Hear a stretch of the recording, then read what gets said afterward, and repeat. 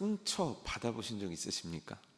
이 목사가 돼서 성도들하고 상담을 하면서 제일 많이 듣는 이야기 중에 하나가 뭐냐면, 왜 실족하셨습니까?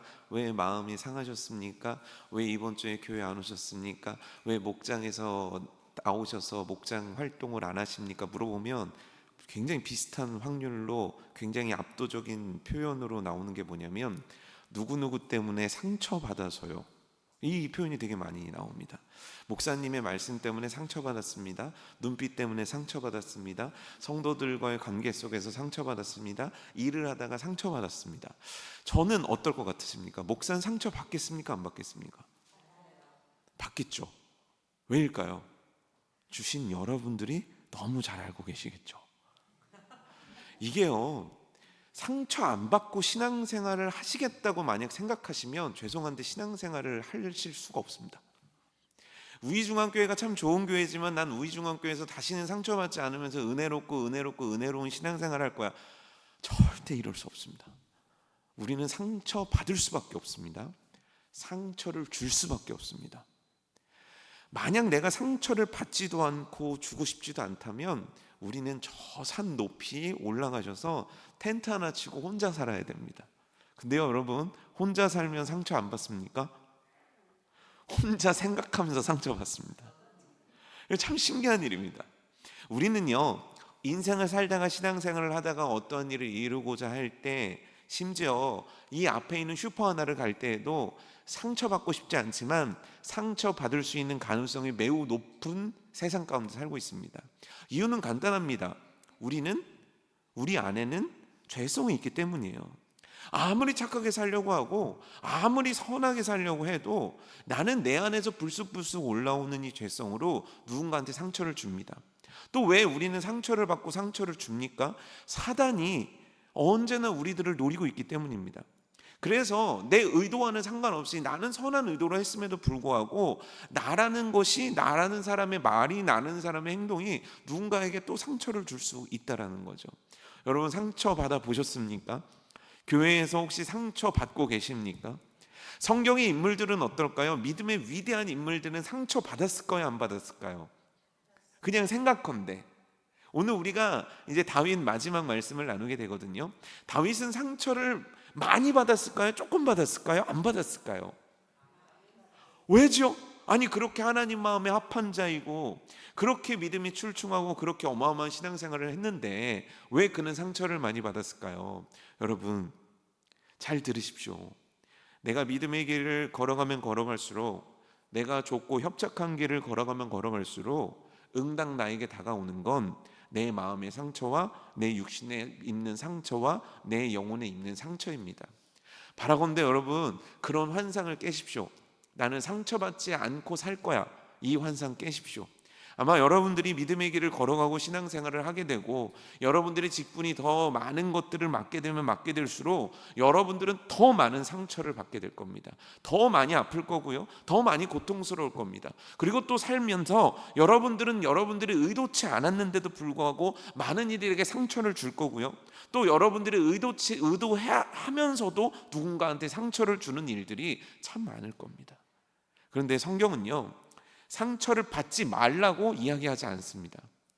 너희들이 어떻게 하면 상처를 안 받을 수 있는지 너희에게 비법을 알려줄게, 성경은 그렇게 얘기하지 않습니다. 그럼 성경은 우리들에게 뭐라고 얘기하냐면, 상처를 어떻게 대면하여 보아야 되는지, 상처 가운데 어떻게 하나님은 그 상처를 통해서 무엇을 만들기를 원하시는지, 너희들이 상처에 시들어하는 자가 아니라 그 상처를 딛고 일어나는 한 명의 위대한 크리스천을 만들기 원하시는 것이 하나님의 계획이고 하나님의 뜻입니다.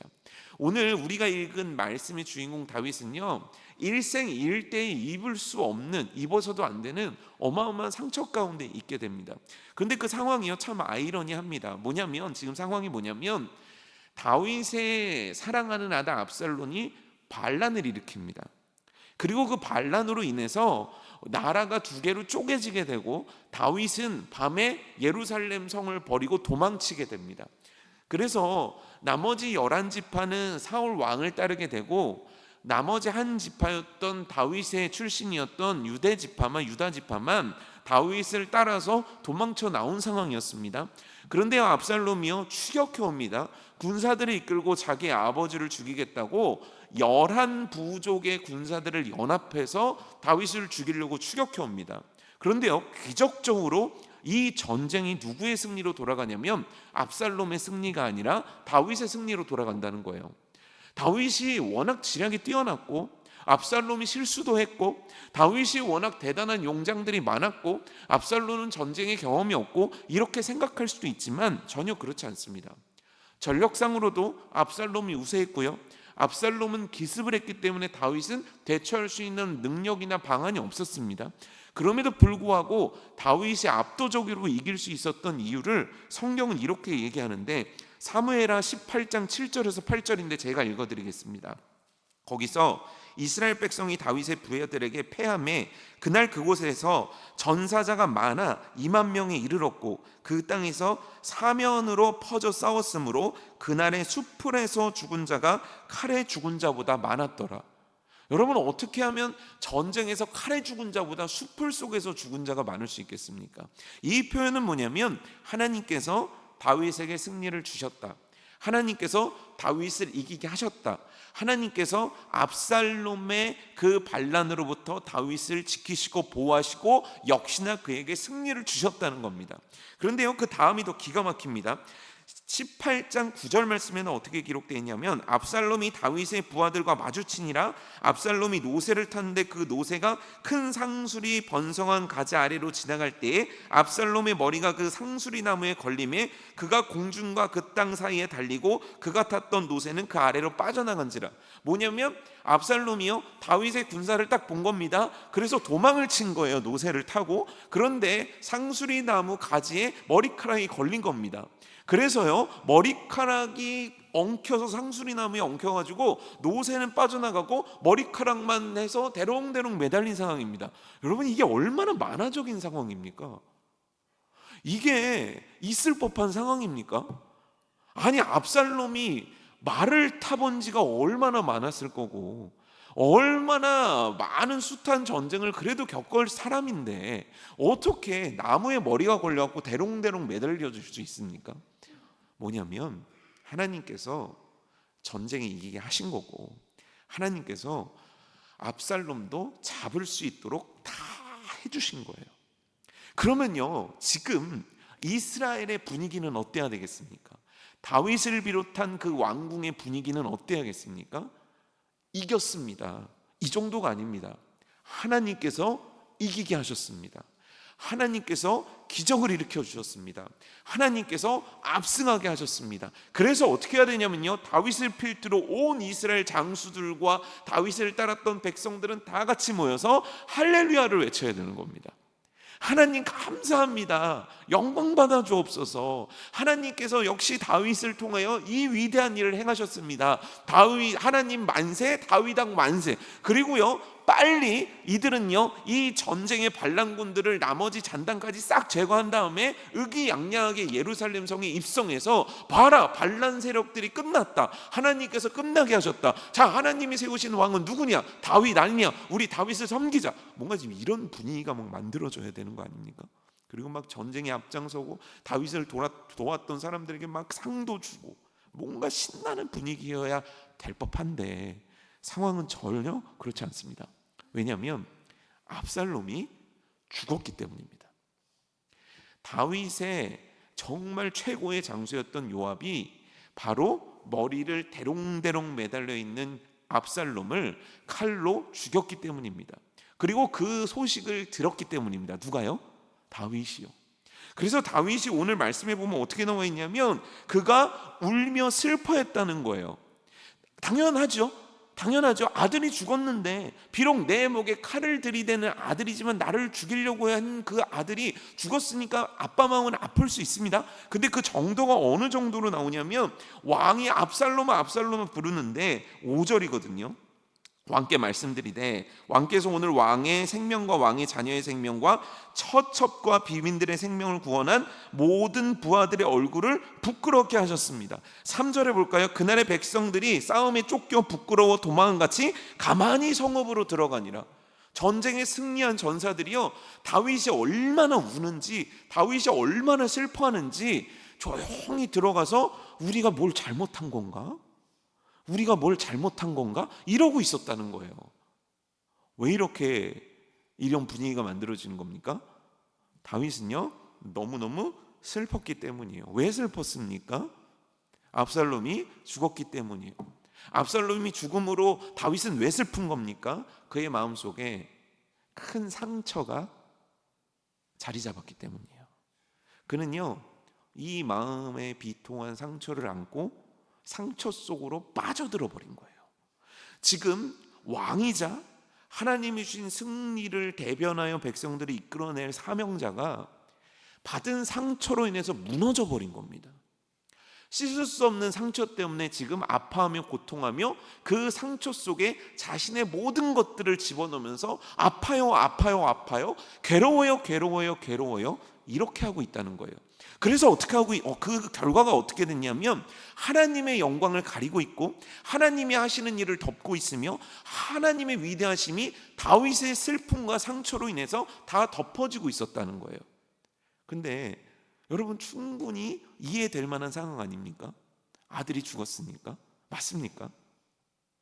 정말 다윗이란 자가 아들이 죽었다는 그 이유 하나만으로 막 이렇게 비통하는 걸까요? 사실 다윗을 조금만 안다면 다윗은요, 물론 고통스러워하겠지만 이 고통 때문에 지금 해야 할 일을 잊을 정도의 무지한 자는 아닙니다. 다윗은 굉장히 지혜로운 자거든요. 지금 다윗은 그 누구보다도 이 상황이 어떤 상황인지를 잘 알고 있고 이 상황을 어떻게 해결해야 되는지를 그 누구보다도 잘 아는 사람이 다윗 아니겠습니까? 그 지혜롭고 탁월한 자가요. 그럼 지금 왜 다윗은요, 압살롬의 죽음을 붙잡으면서 그렇게 비통해하는 걸까요? 압살롬이 죽었기 때문만 아닙니다. 그가 그렇게 비통해하는 이유는 이 압살롬의 사건, 내 사랑하는 아들이 죽어야만 되는 이 사건의 원인이 자기에게 있음을 너무 잘 알고 있기 때문이에요.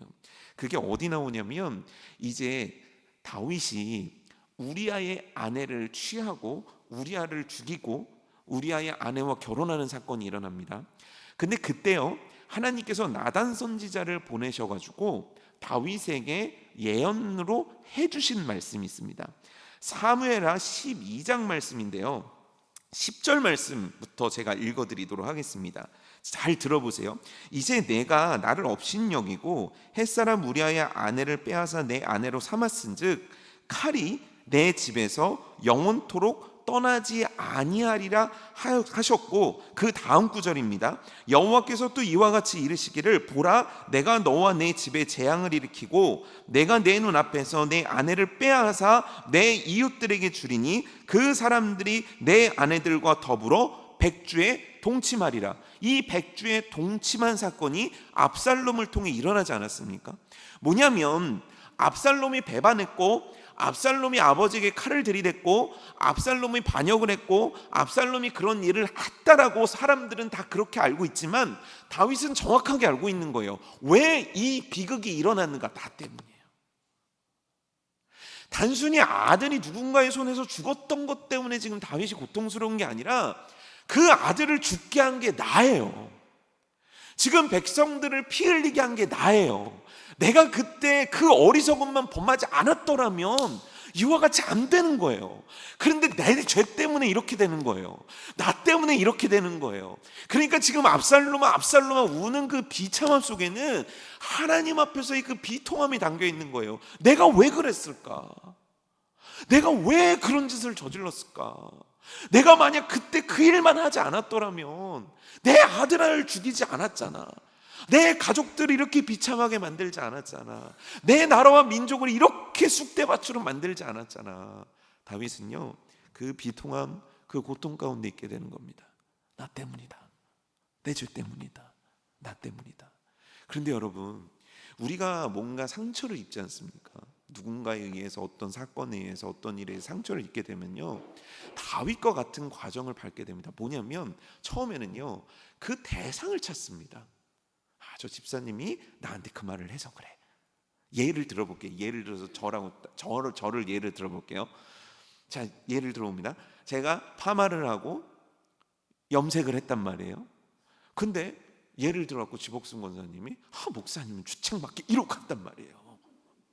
그러면 저는요, 그걸 예를 들어 상처를 받았다 그러면 전 집에서 지복순 권사님 욕을 막 합니다.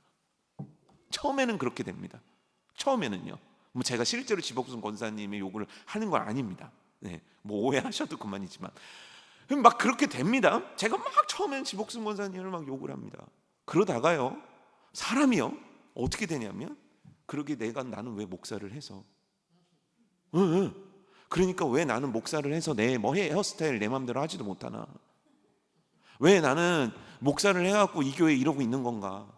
나는 왜 이런 사람들 만나야 되나? 이게요, 처음에 내 후회를 만들고 내 아픔을 만들고 내 상처를 만들었던 이유는요 다 사라져 버립니다. 나중에는 어떻게 되냐면 내 팔자로 돌아갑니다. 그러게 왜 나는 이것밖에 못하는 걸까? 그러니까 왜 이렇게 나는 이렇게 못난 걸까? 자기를 죽이는 것으로 결론을 지어집니다. 분명히 외부적인 어떤 일인데 나를 죽이는 것으로 결론이 나게 되면서 나는 받은 상처가 요만하다면 이거를 벌리는 일을 합니다. 이게 곪게 만들어 버립니다. 그리고 이것들을 회복 불가능하게 만듭니다. 누가요? 내가요. 여러분, 내 인생에요, 회복 불가능할 정도의 상처는요 극히 드뭅니다. 그럼 뭐냐면, 그 상처를 키우고 고통스럽게 만드는 건 나이고 나의 과거이고 나의 실수이고 나의 생각이고 나의 후회인 경우가 너무너무 많은 거예요. 다윗이 지금 그런 상황 속에 빠진 겁니다. 그래서 그는 하나님이 왕으로 세워주신 그 위치를 망각해버리게 되는 거예요. 그래서 지금 하나님이 어마어마한 승리를 주셨지만 그는 패배 자의 자리로 들어가서 패배의 고통 속에 몸부림치고 있는 겁니다. 다윗만 지금 상처 입는 겁니까? 다윗이 그렇게 행동함으로 말미암아 두 번째 상처받는 자들인데 누구냐면 그의 군사들입니다. 여러분, 하나님의 역사로 전쟁에서 이겼습니다. 하지만 전사자 없었겠습니까? 칼에 몸 베어서 붕대 묶고 있는 사람 없었겠습니까? 부러지고 상처 입고 피 흘리고 그런 사람 없었겠습니까? 그럼 그런 아버지를 둔 자녀는 어떻겠습니까? 그런 남편을 둔 그 아내는 어떻겠습니까? 그런 자녀를 둔 부모는 어떻겠습니까? 여러분, 이게요, 내가 다윗을 따르겠다는 건 이 상황 속에서 죽겠다는 각오로 덤벼든 사람들이에요. 누가 봐도 압살롬이 우세한 가운데 내가 다윗을 위해서 목숨을 바치겠다고 간 사람들이에요. 근데요, 그 사람들은요 오히려 지금 죄인이 된 거예요. 이게 얼마나 부끄럽고 이게 얼마나 처참하고 이게 얼마나 그들에게 속상한 일이겠습니까? 그렇다고 가가지고 다윗 왜 우리들의 마음을 알아주지 않습니까? 이럴 수도 없는 거예요. 다윗의 한 행동은요, 지금 이미 상처받고 이미 고통스러운 자들에게 차가운 물을 붓는 듯한, 더 큰 고통을 주는 듯한 행동을 한 것이 되고, 그들의 상처는요 씻을 수 없는 고통이 되는 거예요. 그래서요, 그 상처에 대해서 요압 장군이 뭐라고 얘기하냐면 7절 말씀이 이렇게 얘기하거든요. 왕이 만일 나가지 않으면 오늘 밤에 한 사람도 왕과 함께 머물지 않을 겁니다. 그 과거에 광야에서도 머물렀던 그들이 지금 얼마나 큰 상처를 받았는지 오늘 밤마저 왕이 모른 척하고 넘어간다면 이들 모두는 왕을 떠날 겁니다. 이들은 너무 깊은 상처를 받았습니다라고 이야기하고 있다는 거예요. 세 번째, 누가 상처받았을까요? 이스라엘이 어마어마한 상처 가운데 있지 않습니까? 왜일까요? 다윗파와 압살롬파로 쪼개졌기 때문이에요. 여러분, 생각을 해보십시오. 우리는 그 느낌을 알지 않습니까? 6.25라는 게 항상 붙는 타이틀 중에 하나가 뭐냐면 민족끼리의 칼을 겨눈 비극적인 전쟁으로 우리가 알고 있는 거잖아요. 같은 민족이에요. 여러분, 이스라엘 땅은요 크지 않아요. 조그매요. 작은 땅이에요. 유다 지파하고 옆에 베냐민 지파하고는요 같이 왕래해요. 다 붙어 있어요. 그게 그거예요. 그런데 그들이요 아는 사이인데도 불구하고 지금 압살롬이 선택한 정치적인 결정과 다윗이 선택한 정치적인 결정 때문에 이들은 서로 칼을 겨누고 있는 거예요. 어쩌면요, 아는 사람을 죽였을 수 있어요. 어쩌면요, 알고 있는 사람들에게 칼을 휘둘렀을 수도 있어요. 지금 이런 상황 속에 있는 게 이스라엘의 상처의 아픔이라는 거예요. 그럼 어떻게 해야 되겠습니까? 지금 제일 우선되는 건 내가 여기 다쳤습니까를 물어보는 겁니까? 내가 이것 때문에 너무너무 고통스럽습니다, 이걸 지금 따지는 게 중요한 겁니까? 제가 어렸을 때 놀이터에서 놀다가 그 미끄럼틀에서 떨어졌어요. 근데 그때 유치원 때였단 말이에요. 근데 미끄럼틀에서 어떻게 떨어졌냐면, 보통 떨어지면은 막 운동신경 좋은 애들은 딱 다리로 탁 떨어지지 않습니까? 근데 저는요, 사고로 떨어진 거라 이렇게 떨어진 거예요. 만화처럼 이렇게 쿵 떨어진 거예요. 그때 모래였잖아요, 옛날. 쿵 떨어진 거예요. 그리고 나서 이렇게 진짜 만화처럼 대자로 뻗어가지고, 아무도 안 놀래고 아무도 걱정을 안 하시는군요. 대자로 뻗어가지고요, 제가 어떻게 했냐면 고개만 들고 엉엉 우는 거예요. 엉엉 우는 거예요. 왜요? 코피가 나고 있었거든요. 네, 감사합니다. 그런 리액션이라도 해주셔서. 막 코피가 나니까 애가 막 우는 거예요. 근데 여러분 잘 생각해 보십시오. 그렇게 울면, 지금 이 상황에서 대자로 뻗어서 나 코피나 울면 문제가 해결됩니까? 아니에요. 지금 시급한 건 뭐냐면 다른 데 다친 데 없는지를 살펴봐야 돼요. 그리고 빨리 지혈해야 돼요. 그리고 빨리 누군가는 없든지 앉든지 부모님한테 데려다 줘야 돼요. 이해되십니까? 지금요, 다윗이, 그리고 다윗의 부하들 이스라엘이요, 나 이것 때문에 아파요, 나 이것 때문에 아파요, 이런 상황이 아니에요. 이래서도 안 되는 거예요. 상처를 입었다면 지금 그 상처를 통해서 빨리 이 상처를 싸매든지 이 상처를 고치든지 이 상처를 무시하든지 다음 스텝으로 가야 되는 거예요. 그러지 않으면 죽기 때문이에요. 그런 이스라엘에게 하나님이 원하시는 지금의 행동은 무엇일까요? 놀랍게도요, 이 상황 속에서 다윗이 상처 속에서 절규하고 있고, 다윗의 부하들이 상처 가운데 비참해하고 있고, 이스라엘은 상처 가운데 나라가 쪼개지게 된 이 상황 속에서요, 나선 사람, 더 정확하게 얘기하면 하나님께서 쓰신 사람이 있는데요, 그는 바로 요압이라는 사람이었습니다. 요압을 어떻게 쓰셨냐면, 그가 다윗에게 말합니다. 19장 5절에서 6절 말씀이거든요. 함께 읽어볼까요? 19장 5절에서 6절 말씀입니다.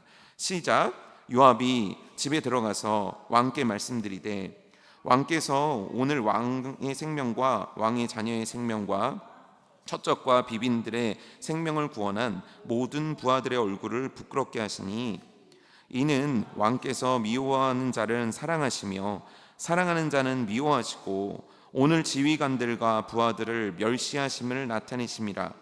오늘 내가 깨달으니 만일 압살롬이 살고 오늘 우리가 다 죽었다면 왕이 마땅히 여기실 뻔하였나이다. 상당히 세게 말하지 않습니까? 상당히 격하게 요압이 얘기하고 있는 거예요. 지금 문제는 뭐냐면요, 요압이 이런 말을 할 상황이 아니라는 겁니다. 왜죠? 요압은요, 왕명을 어겼습니다. 이 일 때문에 결국 요압은 이 자기가 잘못한 것들에 대해서 나중에 대가를 치르게 되지만, 요압은요, 분명히 다윗이 명령한 것을 어겼습니다. 그 어긴 명령이 뭡니까? 압살롬을 생포해오라는 거였어요. 근데 요압은요, 의로운 분노가 아니라 개인적인 원한으로 압살롬을 죽입니다. 그러면 지금 다윗에게 있어서 이 압살롬이 누구에게 의해서 죽었는지 여러분, 다윗은 알고 있을까요? 모를까요? 알까요? 모를까요? 아들이 죽었습니다. 누가 죽였냐? 이게 당연한 질문 아닙니까? 알았을 거예요. 만약에 다윗이요, 지금 정말 하나님이 쓰시는 사람이 아니었다면, 제가 만약에 다윗이었다면 저는 요압의 이 말을 듣고 참지 않았을 겁니다. 너 잘 걸렸다. 어디 왕명을 어기느냐? 너 내가 분명히 살려두라고 했는데 머리카락이 매달려서 대롱대롱 매달려 있는 그를 왜 죽였냐? 이것부터 물었을 거고요. 반역죄를 뒤집어 씌워서라도 요압을 어떻게 했을 것 같습니다. 충분히 그럴 수 있는 겁니다. 상황입니다. 게다가요, 지금 요압이 한 말은요, 말의 표현들은요, 감히 왕에게 하는 신하의 태도가 아닙니다. 게다가 지금 다윗은요, 마음이 막 무너지는 상황 속에 있는 거 아닙니까? 그런데요, 여러분, 바로 이 지점이 우리와 다윗을 갈라놓는 굉장한 지점이라는 거예요. 뭐냐면요, 이 말을 다윗이 듣는다는 거예요. 분노해야 되고요, 요압에 대한 원망으로 막 부들부들 떨려야 되고요, 요압을 심판해야 되고요, 요압의 말들을 꼬투리 잡으면서 그를 막 몰아가도 괜찮습니다. 그럴 만한 자니까요. 그런데요, 다윗은요, 거기서 멈춥니다. 그리고 그의 말을 듣는다는 거예요. 여러분, 지혜가 뭔지 아십니까? 지혜를 성경은 들을 줄 아는 것으로 표현합니다. 이거를 솔로몬이 너무 잘 표현해 줬거든요. 열왕기상 3장 9절에 보면 누가 주의 이 많은 백성을 재판할 수 있으리까? 솔로몬이 하나님께 기도하면서 그 다음 구절에 이렇게 간구합니다. 듣는 마음을 종에게 주사. 듣는 마음을 달라는 거예요. 그리고 보니까요, 야고보서 1장 19절에는 뭐라고 나와 있냐면, 내 사랑하는 형제들아, 너희가 알지니 사람마다 듣기는 속히하고 말하기는 더디하며 성내기도 더디하라. 빨리 들으라는 거예요. 들은 자가 되라는 거예요. 왜입니까? 하나님께서는 이 들음을 통해서 일하시기 때문입니다. 하나님께서는 우리들의 말을 통해서도 일을 하시지만, 하나님께서는 어떻게 일하시냐면 이 들음을 통해서 일하시는 거예요. 그래서 그걸 깨달은 솔로몬은요, 하나님 앞에 듣는 마음을 달라는 거예요. 들을 줄 아는 자가 되게 해달라는 거예요. 그 지혜를 듣고 그 판단을 할 수 있는 그 능력을 달라는 겁니다. 그런데요, 놀라운 건 뭐냐면 이 듣는 마음이라는 것이 뭐냐는 거예요. 잠언서에는 어떻게 기록되어 있냐면 13장 10절에는 교만에서는 다툼만 일어날 뿐이니라 권면을 듣는 자는 지혜가 있느니라. 듣는 자는 지혜가 있다, 오케이인데, 듣는 자가 지혜가 있음에 반대되는 말을 뭐라고 표현하냐면 교만한 자라고 표현하고 있는 거예요. 그럼 뭐냐면 들을 줄 아는 자는 겸손한 자요 지혜로운 자지만 듣지 않는 자는 교만한 자라는 거예요. 여러분, 우리 너무 잘 알고 있지 않습니까? 교만은 뭐의 선봉입니까? 패망의 선봉이라는 거예요. 하나님께서 우리들에게 원하시는 건 상처 가운데 들으라는 겁니다. 다윗은 들은 거예요. 나를 너무 아프게 하는 사람이고 나를 너무 고통스럽게 한 사람의 말이었지만 듣는 거예요. 하나님의 말씀으로 듣는 거예요. 여러분, 상처 가운데 제일 안 되는 게요, 제일 열리는 게요, 이겁니다. 이거는요, 꽉 막혀버립니다. 누군가가 오해 때문에 내가 오해한 거라고 누가 얘기해줘도 안 들립니다. 너는 그렇지 않아, 너는 하나님의 자녀야, 안 들립니다. 너는 일어날 수 있어, 너는 할 수 있어, 안 들립니다. 그걸 설교 가운데 얘기해줘도, 그걸 말씀 가운데 깨닫게 해주셔도, 그걸 누군가가 위로로 전달해줘도 안 들립니다. 상처 가운데 있으면 진짜 안 들립니다. 희한할 정도로 그런 다음에 내 고집과 내가 원하는 방향대로만 선택을 합니다. 우리는 얘기하죠. 우리는 변론할 수 있습니다. 아니, 그런 상황에서 들립니까? 그런 상황에서 좋은 말이 들립니까? 아니, 그런 상처 가운데인데 당신 하나님이 사랑하십니다, 하나님의 자녀입니다, 이게 목사님 들리겠습니까? 라고 얘기하지만 성경은 뭐라고 얘기하냐면 듣지 않는 것은 교만이라고 얘기하는 거예요. 듣는 자가 돼야 된다는 거예요. 들을 줄 아는 자가 돼야 된다는 겁니다. 왜냐하면 들으라는 이유가 있는데 하나님께서 말씀하시겠다는 전제가 깔려있기 때문이에요. 성경은 우리들에게 말보다 듣는 것에 대해서 굉장히 강조를 하는데, 믿음도 들음에서 난다고 강조를 하는데, 이 듣는 이유는 뭐냐면 말씀하시는 분이 계시다라는 거예요. 그 말씀하시는 분이 누굽니까? 하나님께서는요, 그의 사랑하는 백성들에게 말씀을 하시는데, 성경을 보면 첫 번째는 뭐냐면 성경 말씀을 통해서 우리들에게 말씀하십니다. 그렇죠? 그래서요, 예수님께서 이렇게 기도하시거든요. 내가 이제 하늘나라로 갈 텐데, 하나님께로 갈 텐데 성령님을 내려 보내주십시오. 그럼 성령님이 뭐 하시는 분입니까? 이들로 하여금 내가 이들에게 했던 말을 기억나게 해주십시오. 성령님의 강력한 역사가 뭔지 아십니까? 우리 안에서 하나님의 말씀을 기억나게 하시는 거예요. 그 기억난다는 게 뭔지 아십니까? 말씀을 하시는 걸 내가 듣는다는 거예요. 이미 내가 들었던 말씀인데 생각나게 하신다는 건 뭐냐면 오늘 이 상황 속에서 나한테 이야기해 주신다는 거예요. 너 멈춰야 된다. 너 화내는 거 그만해야 된다. 너 그 사람한테 뭐라 그러는 거 그만해야 된다. 하나님께서는요, 말씀을 통해서, 성령님을 통해서 우리들에게 말씀하신다는 거예요. 또 어떻게 말씀하셨냐면요, 이렇게 말씀 가운데, 설교 가운데 하나님은 여러분들에게 말씀하고 계시다는 거예요. 여러분, 선지자들을 하나님께서 보내십니다. 어디에요? 북이스라엘과 남유다와 이스라엘에 정말 많은 선지자들을 보내십니다. 이름 있는 선지자부터 이름 없는 선지자까지 수많은 선지자를 보내셔서 하시는 얘기는 딱 하나였습니다. 하나님이 오늘 인생 가운데 원하시는 그의 뜻과 그의 계획을 말씀하십니다. 근데 여러분, 북이스라엘이 왜 망했죠? 남유다는 왜 망했죠? 잘 들어서입니까? 그러면 예수님이 오셨을 때 왜 바리새인들과 종교 지도자들은 예수님을 십자가에 못 박았죠? 성경 속엔 이렇게 나와 있습니다. 어두운 가운데 빛이 비쳤다. 근데 어둠에 있는 사람들이 자기의 어두운 과거와 어두운 죄악들이 드러나니까 더 깊은 어둠 속으로 숨어들었다. 그리고 나서 그들은 결정 하나를 했다. 저 빛을 죽여버리자고. 이게 그들의 선택이었다는 거예요. 그래서 예수님께서 답답하신 그 고통과 아픔 가운데서 이스라엘 백성들에게 하신 얘기 아닙니까? 저들은 듣기는 들어도 깨닫지 못하고, 깨닫기는 깨달아도 행하지 못하는구나. 여러분, 오늘 하나님께서는 우리의 들음을 통해서 일하기 원하시는 겁니다. 하나님께서도 어떻게까지 역사하신 줄 아십니까? 오늘 말씀처럼 요압이라는 사람을 이용하시듯이 우리 주변 사람들을 이용하셔서 우리에게 하나님의 뜻을 말씀해 주십니다. 제일 유명한 스토리가 있다면 나아만 장군 얘기일 거예요. 여러분, 나아만 장군이요, 문둥병에 걸립니다.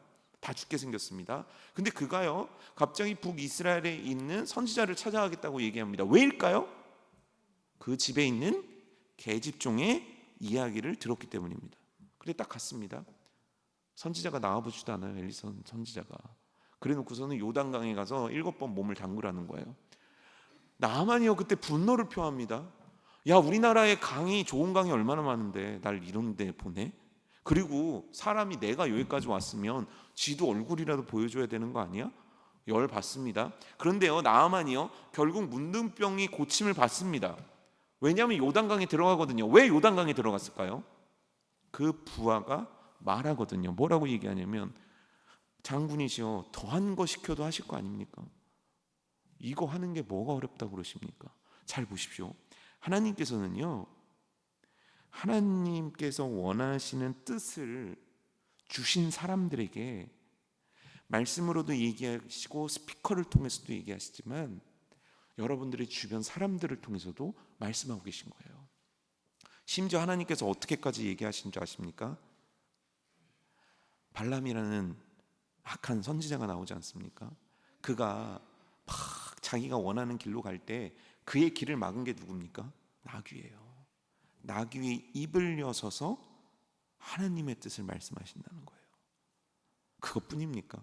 하나님은요, 오늘도 자연 만물을 통해서 우리들에게 하나님의 위대하심에 대해서 끊임없이 말씀하시는 분 아닙니까? 근데 중요한 건 뭐냐면요, 우리가 그 말씀을 너무 차단하는 거예요. 왠지 아십니까? 상처에 집중하기 때문입니다. 상처를 치유하시는 하나님을 그때 바라보는 게 아니라 상처 자체와 상처를 준 상황과 상처를 준 사람들에게 집중하기 때문에 우리들은요, 상처 속으로 들어가는 거예요. 근데 오늘 말씀은 뭐냐면요, 그런 상처 속에 들어갔던 다윗이 어떻게 나왔냐는 거예요.